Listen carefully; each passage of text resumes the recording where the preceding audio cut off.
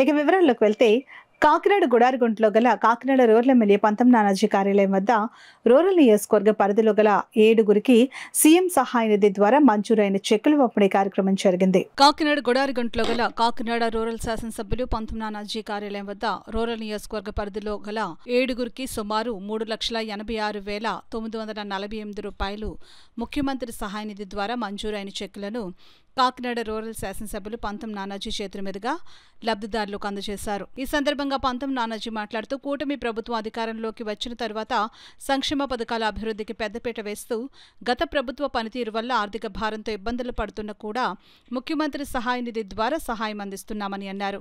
ఇప్పటి వరకు 1,13 లక్షల రూపాయలు విలువ చేసే చెక్కులతో కలిపి 105 మందికి అందించడం జరిగిందని తెలిపారు.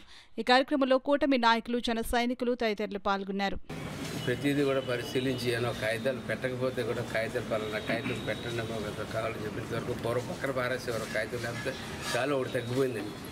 అటువంటి రీతిలో కాకుండా ఈవేళ చక్కగా వచ్చిన ప్రతి అప్లికేషన్ని కాదనకుండా దాని యొక్క అందులో నిజంగా కరెక్ట్ అయితే అవి కరెక్ట్ అయితే ఖచ్చితంగా చేస్తూ ఉన్నారు.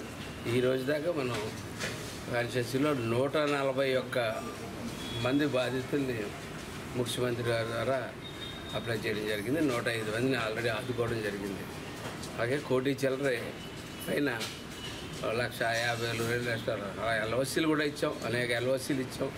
హాస్పిటల్లో జాయిన్ అయిన వెంటనే 48 గంటల లోపు, ఒక్కొక్కసారి 24 గంటల్లోనూ, ఒకసారి 48 గంటల లోపు వాటిని వెంటనే హాస్పిటల్కి నిధులు మళ్లించి అక్కడ వైద్యం రక్షణ అందేటట్టు చేసే కార్యక్రమం కూడా చేస్తూ ఉన్నాం. కాబట్టి ప్రత్యేకమైన ధన్యవాదాలు కూటమి యొక్క నాయకులైనటువంటి పవన్ కళ్యాణ్ గారికి, చంద్రబాబు నాయుడు గారికి ప్రత్యేకమైన ధన్యవాదాలు తెలియజేస్తూ కాకినాడ రూరల్ నుంచి ఈవేళ 7 చెక్కులు ఈవేళ పంపుతా ఉన్నాం. అందులో ప్లస్ ఒక ఎల్ఓసి కూడా మనం డైరెక్ట్గా మనం పంపిస్తాం. దాంట్లో కాగితం కూడా ఈవేళ వచ్చింది. ఎల్ఓసి కూడా చేసాం.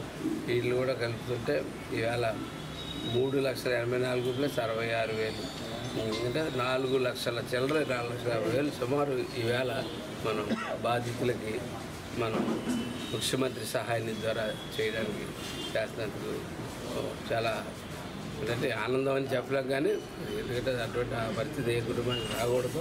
కానీ సకాలంలో ఆదుకుంటున్నందుకు ఆనందపడతాం.